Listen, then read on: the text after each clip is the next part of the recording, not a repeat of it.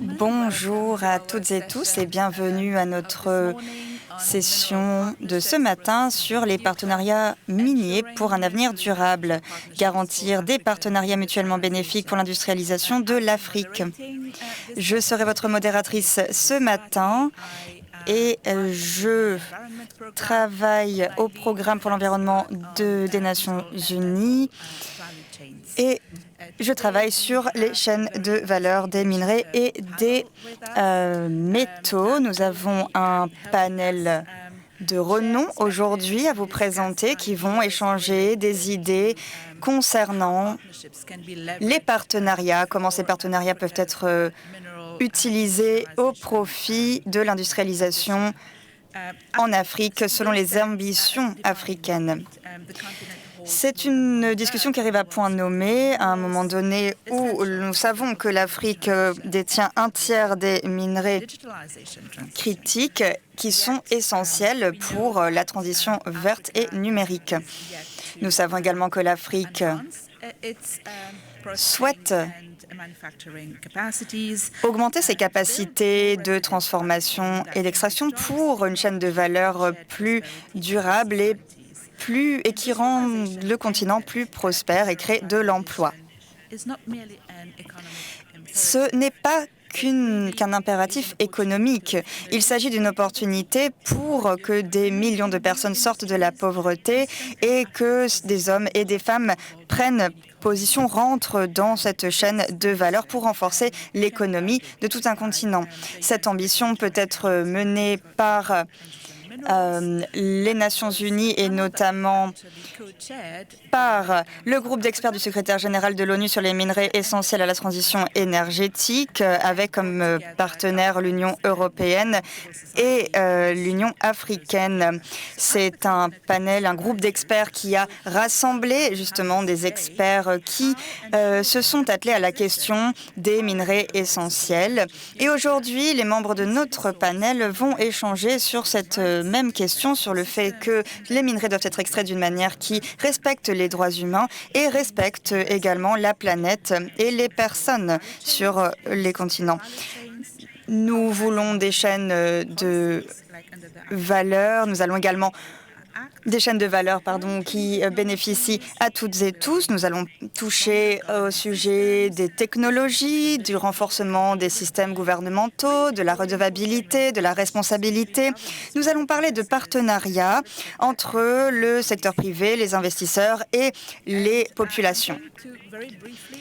Et j'aimerais très brièvement vous parler de nos membres du panel. Tout d'abord, nous avons Emmanuel Makumba Mali, qui est directeur du programme Démocratie et Bonne Gouvernance à la Conférence internationale sur la région des Grands Lacs. Marietta Jager est avec nous. Elle est directrice générale adjointe de la Direction générale des partenariats internationaux à la Commission européenne. Laissez-moi vous présenter Bandim Boudi, qui est directeur exécutif du Fair Cobalt Alliance. Vincent Dufief est vice-président des affaires institutionnelles du groupe Imeris. Nous avons également Zenzi Awasses, qui est vice-président de l'Association des femmes dans le secteur minier en Afrique et chef de projet de Powering Change Women in Critical Minerals. Nous avons également avec nous Sven Renner, qui est chef de programme Énergie et Industrie Extractive à la Banque mondiale. Et Adam Kitri est le chef de l'intégration du groupe OCP. Nous avons donc un panel extrêmement brillant avec nous aujourd'hui pour vous et nous allons sans plus attendre les laisser échanger. J'aimerais commencer par poser une question à Emmanuel. Emmanuel, dans la mesure où la région des Grands Lacs dispose de grandes ressources minérales, celle-ci est et reste au centre de l'attention mondiale en ce qui concerne les chaînes d'approvisionnement en minerais. De nombreux partenariats avec des pays importateurs ont été liés, notamment par exemple avec l'accord entre les États-Unis et la RDC. Nous en avons beaucoup entendu parler. Pouvez-vous nous parler justement de cela et pensez-vous que les pays africains reçoivent la juste part de ce qu'ils nécessitent de ces accords et quelles sont les opportunités de ces partenariats pour l'industrialisation et le développement? Merci beaucoup de m'avoir donné la parole. Je suis ravie d'être parmi vous au nom de la Conférence internationale sur la région des Grands Lacs. C'est un plaisir d'être parmi vous aujourd'hui pour échanger de cette question cruciale des partenariats sur les minerais. Et j'aimerais donc commencer par vous parler de ces partenariats pour les minerais pour un avenir durable et en tant qu'élément crucial pour l'industrialisation de l'Afrique. Et j'aimerais bien sûr répondre à votre question, à savoir est-ce que l'Afrique bénéficie de ces partenariats? Selon les statistiques, l'Afrique bénéficie de 3% du commerce en minerais alors qu'elle produit plus de 35% de ces minerais. Je vais donc répondre à votre question. Et je vous parlerai des raisons derrière tout cela après. Pour nous, dans les Grands Lacs, l'industrialisation reste un pilier essentiel pour la transformation de la région et pour la prospérité. Asset Jara l'a dit, de nombreux partenariats sont à tisser et sont essentiels. Mais nous reconnaissons qu'actuellement, en Afrique, nous n'avons pas aujourd'hui les conditions réunies pour pouvoir mener une industrialisation à la hauteur de nos ambitions. Et ce, grâce à des partenariats mutuels. Pourquoi je vous dis ça? Pour atteindre ces conditions, pour pouvoir avoir des partenariats qui véritablement bénéficient aux deux parties de manière mutuelle, il est nécessaire de changer les conditions. Et tout d'abord, il y a dans la région une situation d'instabilité et de conflit. À ce moment même, il y a un conflit dans l'est de la DRC et il y a de nombreux conflits autour justement des minerais critiques.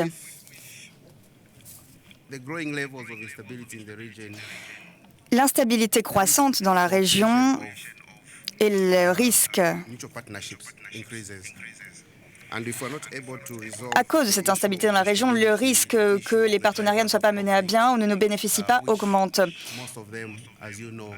Et vous savez que de nombreux conflits ont pour centre et pour raison principale ces minerais. Il y a des pays où les chefs d'État, chefs de gouvernement reconnaissent, déclarent qu'il y a un lien direct entre les minerais, les ressources nationales et l'augmentation et l'intensification des conflits dans la région des Grands Lacs. Et nous sommes bien conscients de cela. Il y a un aspect également fondamental dans la nature de nos partenariats, dans la manière dont ils ont été conçus. Je pense qu'il y a une faiblesse qui existe par nature, car nous devrions être à l'origine de ce développement. Nous avons l'impression que de nombreux accords que nous passons soulignent l'importance d'envoyer à bonne destination ces minerais critiques et il nous semble qu'il faudrait plus de complémentarité dans ces partenariats. Ce sont des partenariats qui sont fondés également sur la création d'infrastructures et aujourd'hui, nous avons beaucoup de lacunes dans la communication, les transports et l'énergie et évidemment, cela est inclus dans les accords mais devrait figurer davantage à la conception des accords. La question des droits humains n'est pas non plus assez abordée.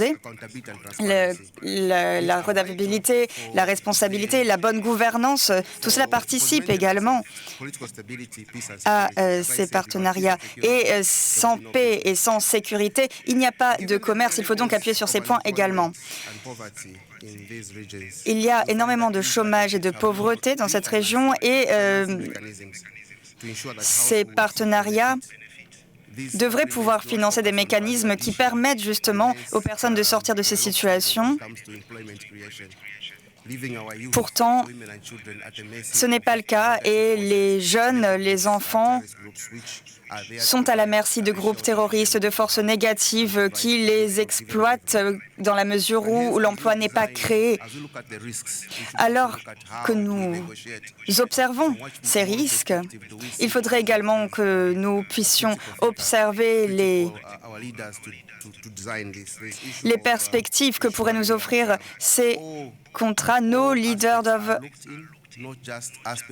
observer ces aspects, pas seulement les aspects qui concernent le commerce en lui-même et le fait que les minerais critiques arrivent à leur destination. Il faudrait également s'atteler à la question de la paix et la sécurité dans ces régions. Merci. Merci beaucoup, c'est très intéressant. Je vois qu'il y a beaucoup de défis, mais également des solutions potentielles à soulever. Marietta Yeager de la Commission européenne, vous êtes notre prochaine intervenante.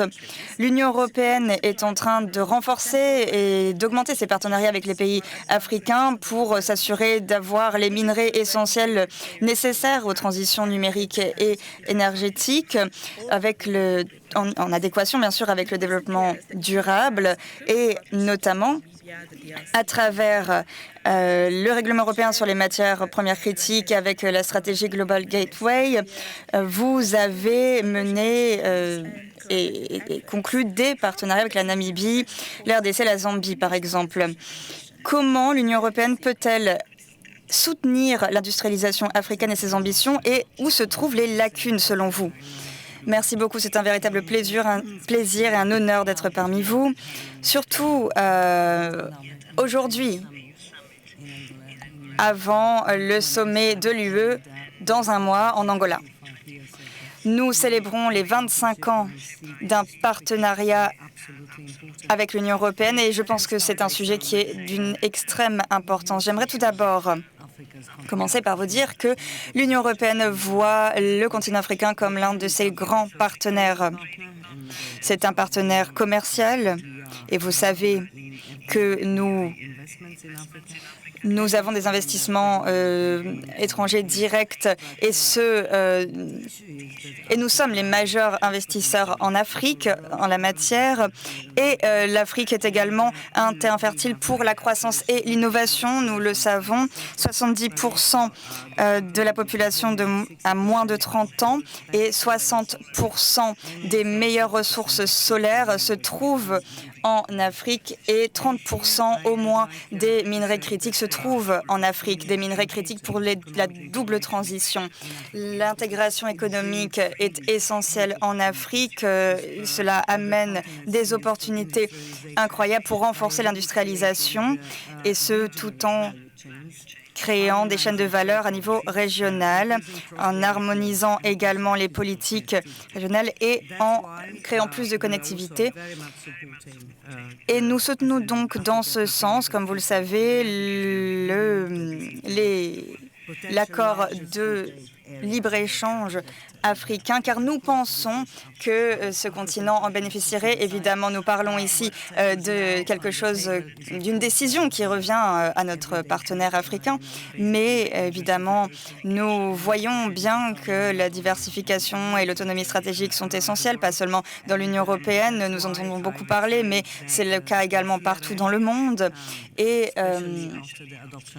je dirais qu'après l'adoption de la loi CRM, donc le règlement européen sur les matières premières critiques, nous sommes ravis d'avoir vu des changements sur la chaîne de valeur en Afrique. Encore une fois, c'est ce qui se passe à l'extérieur de ce règlement. Et il y a également eu un mémorandum d'entente. C'est le 14e et le 4e avec un pays africain dans ce cadre. Et ce n'est pas seulement dans l'intérêt stratégique de l'Union européenne de réduire sa dépendance d'autres acteurs, mais cela fait partie également d'une stratégie plus grande qui est de favoriser le développement et la prospérité en Afrique. Et la région où le continent africain doit donc bénéficier de la chaîne de valeur des minerais critiques et celle-ci doit bénéficier aux pays africains. Et donc ça, c'est ce que je voulais dire en premier, c'est-à-dire que nous sommes parfaitement en adéquation avec les priorités, et ce sont nos priorités européennes également. Ensuite, il y a également une possibilité que nous pouvons exploiter en matière de formation et de développement des capacités et des compétences. Nous avons un cadre notamment en recherche, technologie, formation, et cela peut mener à du développement économique, à des investissements dans des infrastructures qui sont essentielles. Et pour nous, c'est une approche que nous appelons à 360 degrés pour que véritablement tout soit bénéfique. Pour nous, il s'agit d'une grande opportunité, mais encore une fois, il ne s'agit pour nous que de l'assistance technique, que de l'encouragement. Nous pouvons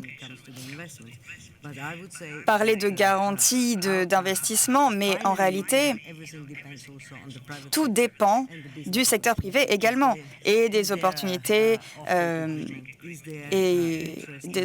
d'investissement, de montrer que cela est dans l'intérêt des entreprises. Et donc, nous avons ces partenariats, et je pense que nous pourrons parler peut-être plus en détail de ces partenariats, de ces accords plus en détail. Merci. Ah oui, je voulais simplement vous dire une toute dernière chose que j'ai oubliée. Ce qui est au cœur des mémorandums d'entente, c'est l'aspect local. Ce que nous voulons véritablement faire grâce à ces partenariats, c'est de créer de la valeur pour les pays partenaires à niveau local, pour que l'extraction, mais également la transformation se fasse dans nos pays partenaires. Merci. Merci beaucoup d'avoir partagé avec nous l'esprit de ces partenariats européens avec des pays africains. Nous allons à présent donner la parole à Mbandi Boubi, à qui je vais poser cette question. À l'affaire Cobalt Alliance, vous êtes positionné en faveur d'extraction et d'acheminement des minéraux de manière responsable et éthique. Quels sont pour vous les éléments principaux dans ces partenariats mondiaux qui feraient que l'exploitation soit éviter et que tout se fasse dans le cadre du développement durable, dans le respect de l'environnement, des droits du travail, des droits humains? Merci beaucoup. Je pense que tout d'abord, il nous faut souligner tous les progrès qui ont été faits. Je me souviens des années 2000, pendant lesquelles des milliers de personnes ont perdu la vie, et on a posé cette question à des entreprises technologiques qui avaient recours à l'extraction minière. On leur a demandé: que faites-vous pour mettre fin à cette extraction minière, à l'exploitation de personnes qui finalement nourrit les conflits en RDC? Et ils ont dit, eh bien, nous allons pouvoir mieux tracer nos minerais. Les entreprises, aujourd'hui, effectivement, doivent remplir des rapports sur l'endroit où ils s'approvisionnent en minerais. Aujourd'hui, il y a des systèmes de traçabilité, de reporting en place. Il y a un processus de certification qui est un outil qui est utilisé pour finalement montrer patte blanche. Et il y a donc une amélioration également dans ce processus de certification. Et donc, je vous parle ici de la manière dont le système a évolué, d'un moment où les entreprises disaient « je ne sais pas d'où ces minerais viennent » à aujourd'hui un système qui repose sur des systèmes d'audit, des systèmes qui sont inscrits dans les lois et ont ces obligations. Il y a eu ce progrès, donc, mais ce n'est pas tout, car les communautés locales n'ont pas été incluses dans ce processus. Il y a là une lacune qui s'est développée. Et je dirais que l'une des plus grandes critiques ici que je peux émettre, c'est que ces systèmes sont presque imposés aux populations locales, qui n'ont finalement aucune voix, aucune manière de s'exprimer, aucune façon de s'assurer que ce qu'ils vivent est exprimé. Et donc, les choses ont changé en matière de traçabilité, de transparence, d'initiative, mais à la FCA, la Fair Cobalt Alliance, nous nous sommes rendus compte, et nous nous basons par exemple sur les orientations de l'OCDE, sur la diligence raisonnable, sur la manière dont les entreprises peuvent montrer qu'elles ont respecté des engagements en la matière. Aujourd'hui, nous nous sommes rendus compte par exemple que dans la province d'Antala, il y a des communautés locales qui sont plus intégrées. Donc notre alliance a rendu cela possible, c'est-à-dire que il y a des entreprises technologiques, des entreprises qui ont recours à ces minerais, il y a la société civile et il y a finalement tous ces liens que nous avons créés entre ces acteurs grâce à cette alliance pour ne pas imposer ce système auquel répondent les entreprises aux populations locales, mais que les populations locales soient bien intégrées dans la chaîne de valeur. Donc voilà, c'est finalement ce que je voulais vous dire aujourd'hui, qu'il y a eu des progrès, mais qu'il y a encore certaines lacunes et je vous ai également expliqué la manière dont nous travaillons. Merci beaucoup. C'est assez intéressant de voir que le secteur finalement a regardé comment il fonctionnait de l'intérieur, mais également à l'extérieur et a reconnu en réalité certaines lacunes et a cherché des solutions. Et aujourd'hui, c'est vrai que nous nous rendons compte que certaines solutions ont été adoptées et à bien des égards et par bien des acteurs et que certaines de ces solutions, finalement, viennent combler certaines lacunes, mais il nous faut encore d'autres solutions. Alors à présent, j'aimerais donner la parole à Vincent Dufief, qui vient d'Imeris. Et Vincent, les activités d'Imeris vont de l'extraction à la transformation dans plus de 40 pays, notamment en Afrique. Quel rôle ont les entreprises comme la vôtre dans des partenariats équitables pour les façonner dans des pays qui sont riches en ressources? Et quelle est la valeur ajoutée? Comment ces pratiques vont-elles dans le sens de l'industrialisation locale? Merci beaucoup. Effectivement, mon entreprise suit une règle très simple, que ce soit en Afrique ou ailleurs dans le monde. Chez Imeris, nous promouvons 3 choses: des pratiques responsables, deuxièmement, l'industrialisation locale et la création de valeur à niveau local, et troisièmement, des bénéfices financiers mutuels et à niveau local également. Donc, nous essayons de prendre des responsabilités à niveau social. Il nous faut prendre des responsabilités, surtout lorsque l'on opère dans des pays où les réglementations locales ne sont pas forcément aussi strictes. Donc nous essayons véritablement d'être particulièrement responsables de notre approvisionnement, surtout dans les pays où la réglementation n'est pas la même. Nous essayons finalement d'augmenter le niveau des standards, notamment en Afrique où nous avons énormément d'activités. Ce que nous faisons, c'est que nous faisons la promotion et encourageons la responsabilité hydrique et des ressources en général. Nous pensons que cela est essentiel pour les pays dans lesquels nous opérons. Ça a été notre ligne directrice et nous avons déjà entendu cela lors de cette table ronde, mais la relation avec la population locale est essentielle. Lorsque nous sommes en bon terme avec les populations locales, alors cela a un impact énorme sur les affaires, et lorsque l'on veut créer des partenariats d'affaires solide, il faut avoir une relation très solide et très bonne avec les populations locales. Il s'agit d'un élément essentiel et on ne parle pas ici que de mots. Il ne s'agit pas seulement ici d'en parler, il s'agit vraiment de tisser des liens avec les populations locales là où nous avons des activités. Ensuite,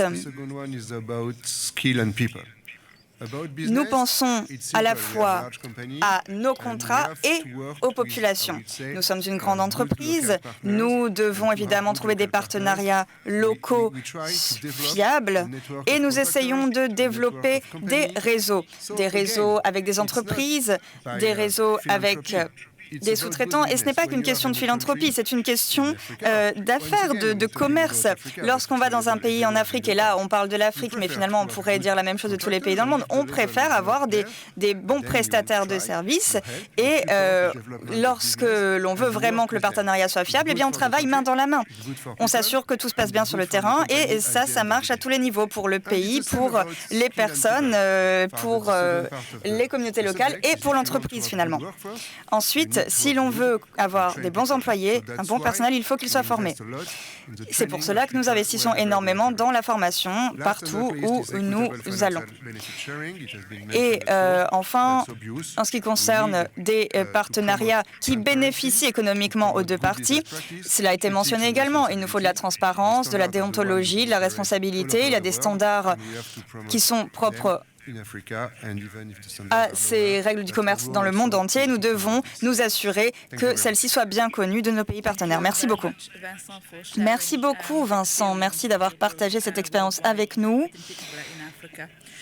et d'avoir parlé de vos partenariats partout dans le monde, mais surtout en Afrique. J'aimerais à présent donner la parole à Zenzi Awasses de l'Association des femmes dans l'industrie minière en Afrique. Les ressources minérales sont une grande source de revenus pour de nombreuses économies en Afrique, mais les femmes sont sous-représentées dans ce secteur. Elles sont souvent exclues finalement de toutes les retombées économiques positives, mais doivent faire face aux impacts négatifs de cette industrie, avec notamment des problèmes de santé et de sécurité. Que pouvez-vous nous dire de la participation des femmes dans l'extraction minière et notamment pouvez-vous nous donner une success story et nous parler des bons résultats environnementaux, sociaux et économiques des chaînes de valeur minérale? Merci beaucoup. J'aimerais tout d'abord, moi aussi, vous dire qu'il y a eu des progrès en la matière, qu'il y a eu des progrès même pour les femmes dans ce contexte. Et avant de vous donner un exemple de réussite, j'aimerais vous parler de ce qui est au centre de l'extraction minière. Au centre de tout, il s'agit simplement d'utiliser une ressource et de la transformer en valeur, de la transformer en valeur économique, en richesse, pour que nous puissions fonder, créer des écoles, des hôpitaux, que nous puissions également les financer et mener aussi à l'industrialisation. Mais cela ne peut que se dérouler correctement si nous utilisons ces ressources à bon escient. Si nous transformons cet actif, cette ressource dont nous disposons, en bénéfice social. Et pour nous, il s'agit véritablement de remettre les personnes qui doivent bénéficier de ces richesses au centre. Et les femmes font partie de ce groupe. Et pour nous, il doit y avoir une véritable efficacité dans l'utilisation de ces ressources. Lorsque les femmes participent véritablement à cette chaîne de valeur, les résultats s'améliorent. Alors, j'ai de nombreux exemples dont vous parlez, mais je vais vous donner un seul exemple, si vous le souhaitez, en Afrique, en Zambie. En Zambie, il y a, d'ailleurs, c'est une de mes histoires préférées, à Kankou. Dans les années 80, au milieu des années 80, une femme, donc Kankou, a décidé d'aller dans un endroit un peu perdu en Zambie pour participer à de l'extraction. Et quand elle est arrivée dans cette zone, elle s'est rendue compte qu'il n'y avait absolument aucune école. Donc elle a utilisé les bénéfices de l'extraction de l'aigle marine dans cette région pour pouvoir créer une école. Cette école a maintenant plus de 20 ans et non seulement elle a fait ça, c'est-à-dire elle a pu créer cette école, mais ce n'était qu'un point de départ. Donc elle a créé cette école et ensuite l'ONU Femmes s'est rendu compte qu'elle avait fait cela et donc elle a été inclue dans un groupe sur l'extraction minière aux Nations Unies et aujourd'hui, vraiment, elle réalise un travail extraordinaire. Elle parle de la sécurité autour de l'extraction minière. C'est véritablement un magnifique exemple de leadership car on voit vraiment l'exemple même de ce qui se passe lorsque les femmes prennent leur place dans cette industrie. Véritablement, cela bénéficie à toutes et tous. Et je m'arrête ici pour cet exemple. Merci beaucoup. Merci beaucoup, Zenzi. C'est très intéressant d'entendre comment écouter finalement les personnes sur le terrain. C'est quelque chose de tout à fait important pour construire des solutions et ça fait la différence pour les individus, pour les communautés. C'est nécessaire, ça fait la différence. Maintenant, nous allons passer à notre prochain participant à la table ronde, Sven Rainer de la Banque mondiale. Sven, à la Banque mondiale. Alors, vous êtes là-bas. Très bien. Donc, on est en ligne, donc c'est un peu difficile de voir tout le monde. À la Banque mondiale, Sven, vous êtes responsable de la gestion du programme mondial d'appui aux industries extractives, le GPS, qui aide les pays à revenus intermédiaires ou faibles, en ressources, à bénéficier de leur prospérité minérale, y compris à travers le développement de la transformation et des capacités de production. Pouvez-vous expliquer comment la finance du développement, telle que le fait la Banque mondiale, peut soutenir la création de valeur au niveau local et la création de bénéfices? Merci, Madame la Présidente, et merci à tous les orateurs qui ont pris la parole avant moi. C'est un plaisir d'être ici et je voudrais commencer mon intervention en disant que la situation dans laquelle nous nous trouvons actuellement est assez différente de celle que nous connaissions au cours des dernières années et des dernières décennies. Nous sommes dans une situation géopolitique qui a un impact très important sur le marché des minéraux et nous pensons que la demande en matières premières minérales va augmenter de manière très importante et va aller au-dessus de la moyenne que nous avons vue dans les dernières années. Alors, en raison de la transition énergétique, c'est vrai, mais il faut être clair également que lorsque l'on regarde l'Afrique, la demande est liée aussi à l'urbanisation, à la croissance du PIB par habitant. Et dans ce contexte, la question est la suivante. Quelles sont les opportunités? Alors, je vais parler d'un certain nombre d'obstacles que nous voyons également, mais la question, dans ce nouveau contexte qui est marqué par la fragmentation économique à l'échelle mondiale, est-ce qu'il y a simplement des aspects négatifs, mais où est-ce qu'il y a des opportunités pour les pays en développement et leur secteur minier? Si on pense à la croissance de la demande en Afrique, il est impératif que la valeur soit générée en Afrique. Et je pense le développement de l'infrastructure, le logement, tout ça est nécessaire. Et si l'on pense à la mission 300, mission 300, c'est un programme de la Banque mondiale qui offre des services d'électrification, de connectivité pour les populations avec pour objectif de connecter 300 millions d'individus. Il faudra des lignes de transmission électrique et beaucoup d'infrastructures pour cela. Et donc, pour nous, la question est la suivante. Quelles sont les opportunités de créer la valeur en Afrique? Les intérêts des pays miniers d'augmenter leur valeur, c'est quelque chose qui existe depuis toujours, mais ça n'a pas fonctionné. À de nombreuses reprises, ça n'a pas fonctionné. Il y a des raisons qui expliquent cela, je ne vais pas les détailler, c'est la mondialisation, c'est le coût du transport, etc., qui fait que c'est faisable de produire de la bauxite en Australie et ensuite qu'elle soit fondue au Mozambique. Est-ce que l'on peut surmonter ces difficultés? Ça, c'est une question intéressante. Et l'autre question intéressante, et nous l'avons un peu entendu, c'est le développement de l'infrastructure qui est très lié à l'extraction minière. Donc, comment est-ce que l'industrie minière peut être utilisée pour créer l'infrastructure de transport, l'infrastructure énergétique? L'extraction minière, c'est quelque chose qui peut ancrer l'infrastructure énergétique. Donc on peut voir quelles sont les opportunités de connecter les différents points, pas simplement regarder le secteur minier, mais où est-ce qu'il est connecté au développement plus généralement. Maintenant, sur ce que fait la Banque mondiale, très brièvement, on a parlé du programme RISE pour renforcer renforcer les chaînes d'approvisionnement. Il y a 2 ans, on l'a fondé, un programme avec des donateurs qui a pour objectif de faire ce qu'on a dit, comment on peut connecter à le développement d'infrastructures, comment on peut connecter cela à la valeur ajoutée et avec le développement des compétences.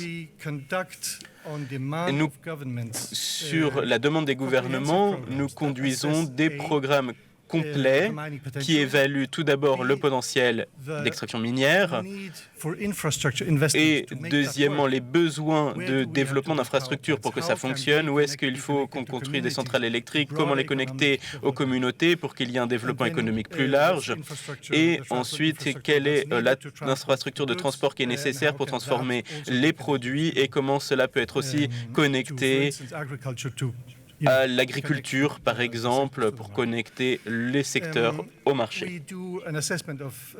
Nous faisons une évaluation aussi des compétences, de la disponibilité de ces compétences et des programmes nécessaires pour renforcer les compétences, pour mettre en œuvre le programme dans son ensemble. On a commencé à travailler en Zambie avec une feuille de route pour la Zambie. Cette feuille de route, elle a été lancée à la réunion annuelle par le ministre des Finances et nous avons inclus le Malawi et le Burundi. On regarde la Tanzanie aussi, l'Afrique du Sud comme marché des produits minéraux. Et l'un des éléments centraux, c'est la collaboration régionale. Si l'on pense à la compétitivité, si l'on pense à cette question d'augmenter la production minière pour que ça soit compétitif à l'international, il faut penser au niveau régional parce qu'on a besoin des économies d'échelle. Je ne vais pas aller en détail là-dessus parce que c'est un autre challenge. Un dernier point que je voudrais mentionner, c'est que tout cela, ça semble fantastique, mais c'est très très complexe. La valeur ajoutée qui commence au niveau de l'extraction minière avec les différentes étapes de raffinement. Il y a une pièce du puzzle qui n'est pas viable économiquement aujourd'hui, c'est le raffinement. Il y a une surcapacité, on parle de l'étain, du cuivre, qui fait qu'il est impossible d'investir dans une raffinerie aujourd'hui et il ferme, sauf en Chine où nous avons la surcapacité mondiale. Et donc, comment faire cela? Eh bien, il nous faut 2 nouveaux instruments financiers pour que ça puisse fonctionner. Et on travaille là-dessus. Aujourd'hui, on cherche des partenaires pour avoir des programmes qui puissent répondre à ces questions. Merci beaucoup. Alors, je voudrais ajouter quelque chose parce que l'on a un partenariat avec la Banque mondiale et c'est l'une de nos priorités sur ce point.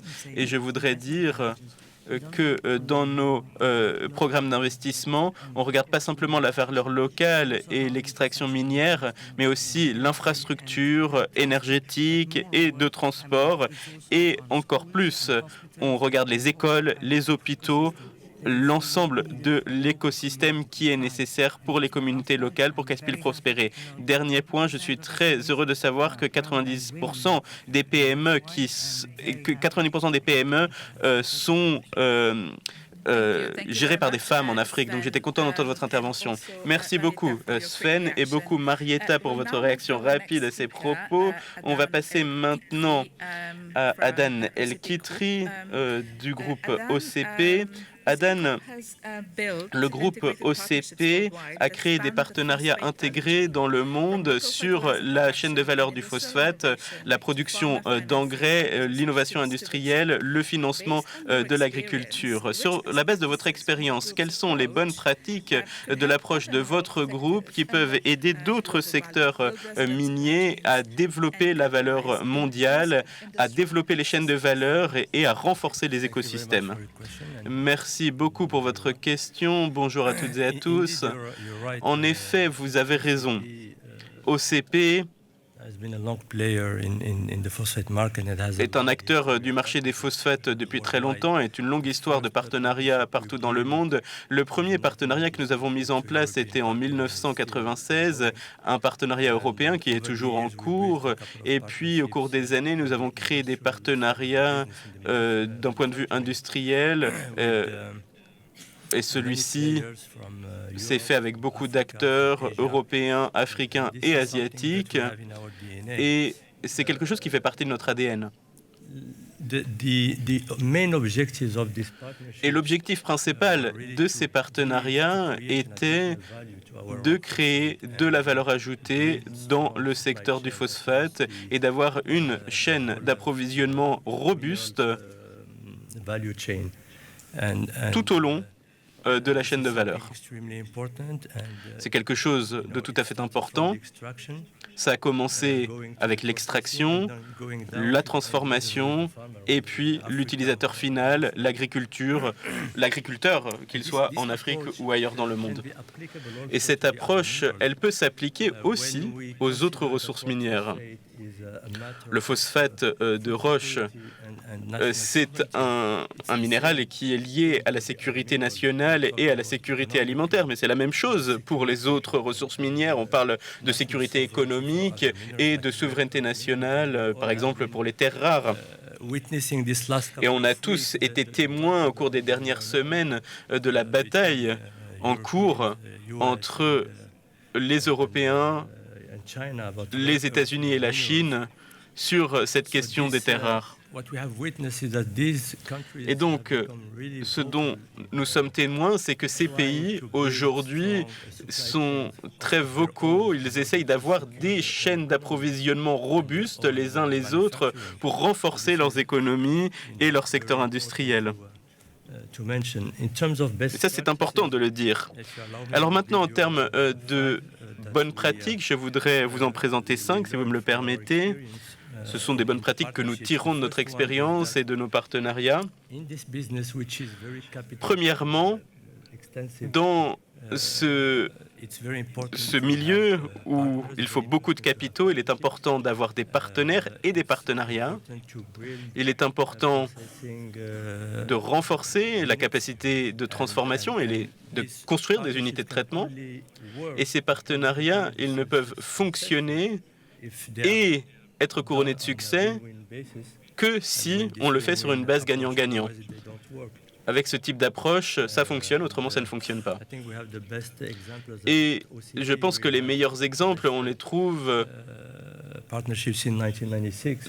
par exemple, dans ce partenariat qui existe depuis 1996, qui est couronné de succès, et on investit toujours plus de capital dans ce partenariat.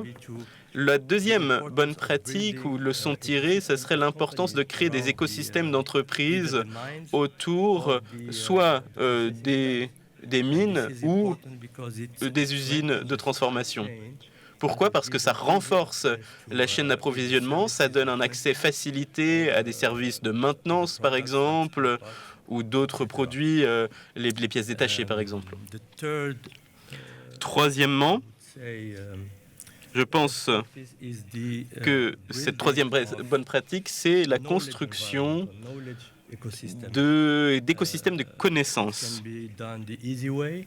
On peut le faire de la manière simple, c'est-à-dire des centres de formation que l'on développe autour des opérations d'extraction minière ou des opérations chimiques de transformation. Ou on peut le faire de la manière difficile, c'est d'investir dans des universités novatrices. On l'a fait d'abord en 2017, c'est à ce moment-là que ça a commencé. Cette université qui est maintenant l'une des meilleures universités du monde est une université qui offre des programmes non seulement aux étudiants dans le domaine de l'ingénierie, la finance, la gouvernance, mais ce qu'elle fait aussi, c'est qu'elle forme des milliers de chercheurs sur le terrain en Afrique pour que ceux-ci aient plus de connaissances sur l'agriculture, sur la santé des sols, sur l'adaptation climatique. Et c'est quelque chose que nous utilisons également. Ce type de recherche est importante pour nos opérations dans ces pays également où nous sommes présents. Donc ça, vraiment, c'est une situation gagnant-gagnant. Quatrièmement, donc cette quatrième bonne pratique, c'est la possibilité de développer des partenariats avec des institutions financières. Nous sommes une entreprise qui a 100 ans. Nous avons de très bons résultats d'investissement, un bilan qui est robuste, et donc ça nous permet de lever des fonds de manière très aisée, et ça nous permet aussi d'offrir des services financiers aux agriculteurs, en particulier en Afrique. Et très récemment, il y a quelques mois, nous avons signé un accord avec l'IFC pour mobiliser 800 millions de dollars pour renforcer 30 chaînes de valeur agricole en Afrique d'ici à 2030. C'est quelque chose d'extrêmement important, cette question de ce que l'on peut atteindre comme objectif à travers ces investissements, à travers le temps. Et ensuite, l'importance d'investir dans une infrastructure bas carbone. C'est mon cinquième point. C'est important parce qu'on voit que de plus en plus de consommateurs et de plus en plus d'institutions financières sont très sensibles à ces produits bons pour l'environnement, aux entreprises qui investissent dans l'environnement. Donc nous investissons beaucoup dans tout ce qui est vert. Et ce que nous faisons, c'est que déjà depuis 3 ans, nous avons un programme d'investissement de 13 milliards de dollars pour l'infrastructure verte. Et ce programme, il nous permet d'être 100% autosuffisants en termes d'utilisation en eau, par exemple. Et d'ici à 2027, nous utiliserons une énergie verte dans nos opérations à 100%. Et nous avons déjà lancé cela dans la chaîne de valeur minière. Nous remplaçons par exemple les camions au diesel par des camions électriques et l'équipement va devenir tout électrique au cours des 4 à 5 prochaines années. Et comme nous sommes également l'un des plus grands consommateurs d'ammoniac dans le monde, qui vient du gaz naturel, nous investissons aussi dans l'ammoniac vert pour être autosuffisant d'ici à 2032.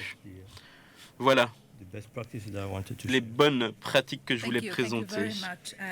Merci beaucoup, Adan, pour ces leçons que nous espérons pourront être reprises par d'autres entreprises dans leur pratique. Malheureusement, nous n'avons plus beaucoup de temps, donc ce que je vais faire, c'est que je vais demander aux orateurs de répondre à un deuxième cycle de questions. Je vais vous demander de répondre en 1 minute, s'il vous plaît, et d'être précis et concis dans vos réponses, s'il vous plaît.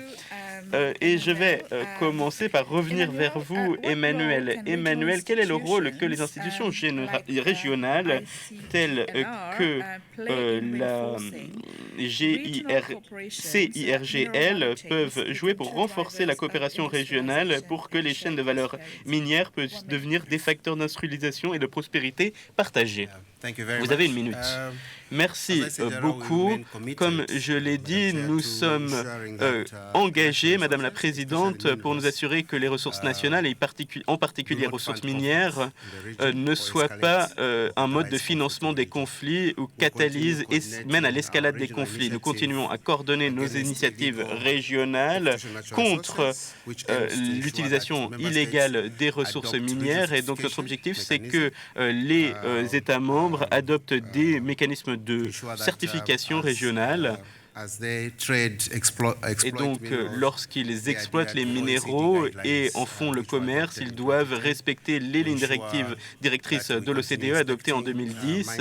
Et nous voulons qu'il y ait une protection des sites miniers, qu'il y ait des audits par des tiers, et nous voulons nous assurer qu'il y ait un environnement facilitateur pour les échanges qui promeuvent des partenariats au bénéfice mutuel avec une protection des droits. Merci. Merci beaucoup. Marietta, maintenant, un peu la même question. Très brièvement, pouvez-vous nous en dire un peu plus? Au-delà des investissements dans l'infrastructure, les compétences, la technologie, le transfert de technologie, le renforcement des capacités qu'on a entendu de la part des panélistes aujourd'hui et qui sont importants pour l'industrialisation de l'Afrique, quel est le rôle que l'Union européenne peut jouer pour renforcer les connaissances, la formation technique, la collaboration de la recherche pour qu'il y ait une préparation de de l'accès au marché et comment faire cela aussi pour les PME. C'est quelque chose qui est très intéressant aussi pour nous. Alors, vous m'avez donné 1 minute pour cette question. C'est difficile d'y répondre en 1 minute. Je vais essayer de répondre.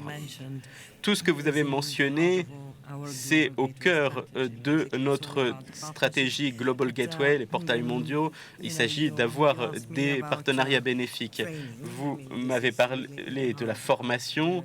Eh bien, c'est au cœur de nos protocoles d'entente. Mais on va bien au-delà de tout cela.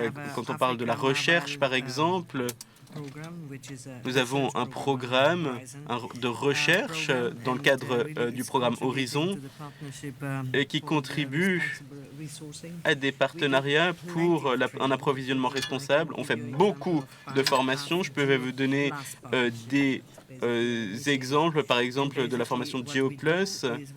Et ce que nous faisons, c'est de promouvoir l'échange de connaissances sur les géosciences. Et nous voulons renforcer l'apprentissage partagé. Nous soutenons également le programme de la Banque mondiale avec une contribution assez généreuse. Et je pense que Sven va le confirmer. Nous faisons bon travail à travers ce programme mondial, le GPS, pour que les pays à revenus faibles ou intermédiaires puissent bénéficier de leurs ressources minières. Et je suis très heureuse de pouvoir dire que depuis des décennies, nous soutenons un programme EuroSCP à travers l'UNDP et l'objectif est de se concentrer sur les femmes et je voudrais mentionner également une partie réglementaire. Nous soutenons aussi l'EITI parce que nous pensons que la transparence et le cadre juridique, c'est aussi quelque chose qui est extrêmement nécessaire pour protéger les normes gouvernementales et environnementales. Merci beaucoup, Marietta. Merci aussi de nous avoir rappelé l'interface entre les politiques publiques et la réglementation et les normes industrielles. Tout cela doit fonctionner ensemble. Maintenant, Bandy, sur la base de ce que vous avez parlé, de ce que vous avez déjà dit, au cours des dernières décennies, beaucoup d'initiatives ont émergé pour promouvoir des meilleures pratiques dans le secteur. Selon vous, à quel point est-ce que celles-ci ont été efficaces sur le terrain dans des lieux tels que la RDC et quelles sont les lacunes qui persistent? Merci. Eh bien, je pense que du point de vue de la transparence et la traçabilité, les principes qui étaient au cœur des changements au début des années 2000, eh bien, ils ont évolué maintenant vers l'implication des collectivités. Et notre alliance a construit un modèle qui peut être répliqué partout dans le monde. Nous avons une mine à Lualaba, Kmalumbe, qui est un modèle, un site modèle, parce que lorsque nous avons commencé à travailler avec les communautés de l'extraction minière dans cette région, il y avait beaucoup de problèmes, travail des enfants, des conditions de travail dangereuses auxquelles faisaient face les mineurs. Et notre travail à Kamelumbe a été d'impliquer les communautés locales dans la transformation de la situation, mais aussi de s'assurer que nous mettions en place des normes avec une implication des locaux.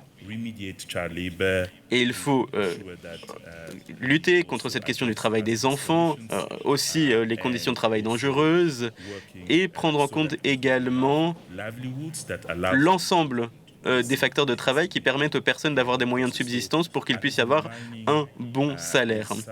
Et donc, l'exploitation minière peut donner une prospérité aux communautés locales, mais il faut s'assurer qu'elles soient impliquées dans le processus et non pas exclues. Merci beaucoup de nous avoir rappelé à quel point l'inclusion est un point extrêmement important et c'est un objectif à toujours essayer d'atteindre. Vincent, je reviens vers vous. Alors encore une fois, je vous demande d'être brief, 1 minute simplement. Imerys est reconnu pour ses engagements climatiques et environnementaux, vous en avez déjà parlé. Pouvez-vous nous donner un exemple concret de la manière dont l'entreprise a réussi à trouver un équilibre entre le développement industriel et la protection de l'environnement et les objectifs de réduction d'émissions de gaz à effet de serre? Quel est le rôle des normes du secteur dans ces avancées? Alors, très brièvement, le climat a besoin de véhicules électriques. Et donc, il faut un changement de la flotte. Et donc, pour cela, nous avons 2 projets très importants de mines, d'extraction minière de lithium en Europe. La question est de savoir, est-ce qu'on veut des voitures électriques avec des batteries où on a eu une extraction minière où les normes sont très faibles? La réponse est non. Et donc, nous avons développé un lithium à haut niveau de protection environnementale. Nous avons un projet au centre de la France, dans l'Allier, qui, dès la conception, est conçu pour respecter les normes environnementales les plus élevées. Et c'est une décision industrielle très structurante. On a une mine qui est au-dessus du niveau du sol, qui respecte la biodiversité, et c'est quelque chose qui est beaucoup plus performant. Et nous avons aussi développé d'utiliser le transport ferroviaire pour faire le transport entre la mine et le site de transformation. Et donc, si vous voulez être vraiment responsable, il faut avoir des projets industriels qui, dès la conception, respectent les plus hauts niveaux d'exigence environnementale. Merci beaucoup. Maintenant, nous allons redonner la parole à Sensi et nous voudrions que vous puissiez nous en dire plus sur la manière dont les partenariats mondiaux avec les pays africains permettent l'équité homme-femme dès le début de la conceptualisation des projets d'extraction minière. Okay, I have 1 minute, so... Alors, moi aussi, je n'ai qu'1 minute. Alors, comment dire ça de manière précise et concise en 1 minute? Je pense que ce qui est important, eh bien, c'est qu'il faut être ambitieux dans l'inclusion dès la conception et pas comme quelque chose qu'on ajoute par la suite. Il faut avoir des évaluations d'impact de genre. Cette question de genre, elle doit venir dès le début et pas être ajoutée par la suite quand le projet a déjà été décidé. Il faut aussi avoir un investissement ciblé dans ces questions de l'égalité homme-femme, de genre, dans les activités également. Alors, je suis très consciente du temps qui m'est donné. Il faut aussi que ça fasse partie aussi des critères de performance, que ce ne soit pas simplement vu comme de la philanthropie. Et il me reste 15 secondes, donc je m'arrête là. Merci. Alors j'ai bien aimé ce que vous avez mentionné sur le fait qu'il faut s'assurer que l'intégration et que l'équité de genre fasse partie des KPI et que ce soit quelque chose qu'on évalue dans la performance de ces interventions et de ces activités.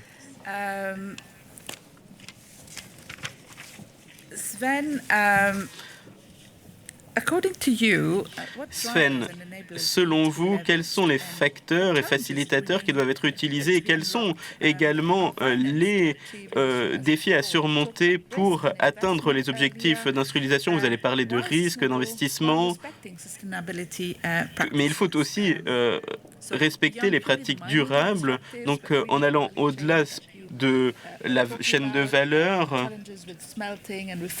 On a parlé des questions de fonderie, de transformation. Alors, une longue question, mais je vais essayer de donner une réponse précise et brève.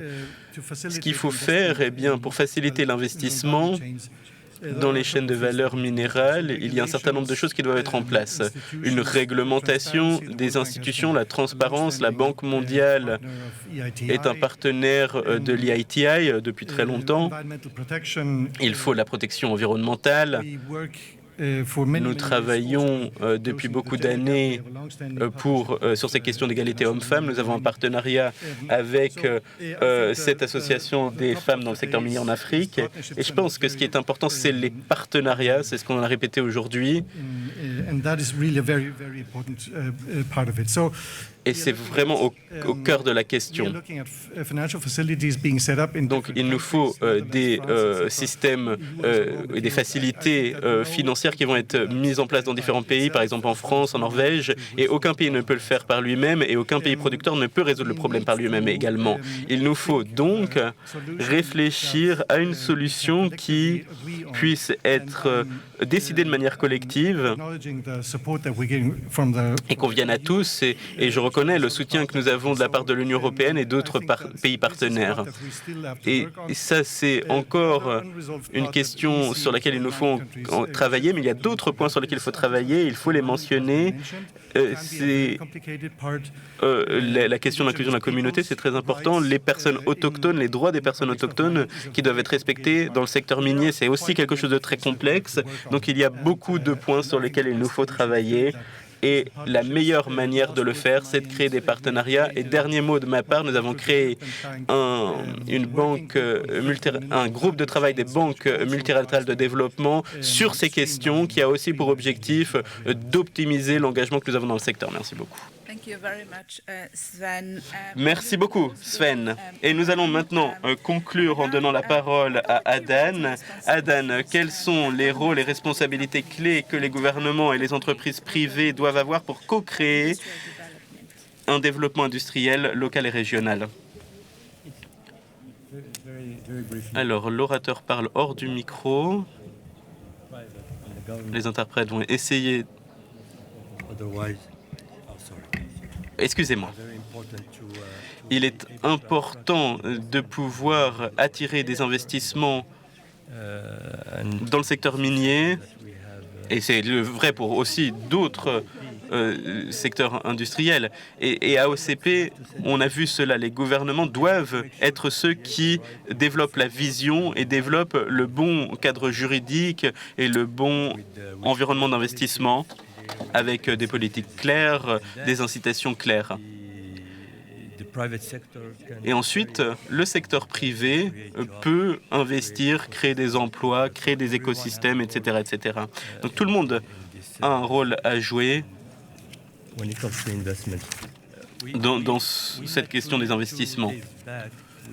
Il y a 2 jours, nous avons rencontré une délégation ministérielle et il était très intéressant de voir qu'il y avait des personnes du secteur privé qui étaient présentes et ils voulaient savoir quels étaient nos investissements dans le secteur de l'extraction minière.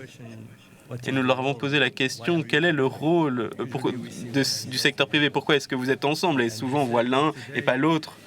Et ils ont dit, eh bien, aujourd'hui, c'est très important pour nous. Et si cet incendie en capitaux est très important, qu'il nous faut travailler avec le secteur privé, autrement on ne le fait pas nous-mêmes.